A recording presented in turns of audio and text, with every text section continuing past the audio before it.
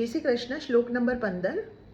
પાંચજન્યમ ઋષિકેશો દેવદત્તંદનય પૌંડ્રદત્મૌ મહાશંખમ ભીમકર્મા વૃકોદરઃ.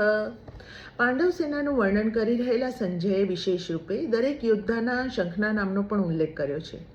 ભગવાન શ્રી કૃષ્ણના શંખનું નામ પાંચજન્ય હતું. ઋષિકેશ ભગવાનનું આ એક નામ છે જેનો અર્થ છે ઇન્દ્રિયોના સ્વામી. શ્લોક નંબર 16. અનંત વિજયમ રાજા કુંતીપુત્રો યુધિષ્ઠિરઃ નકુલસઃ દેવશ્ચ સુઘોષ મણિપુષ્પકૌ. શ્લોક નંબર 17. કાશ્યશ્ચ પરમેશ્વાસઃ શિખંડી ચ મહારથઃ દૃષ્ટદ્રુમ્નો વિરાટશ્ચ સાત્યકિશ્ચાપરાજિતઃ. શ્લોક નંબર 18.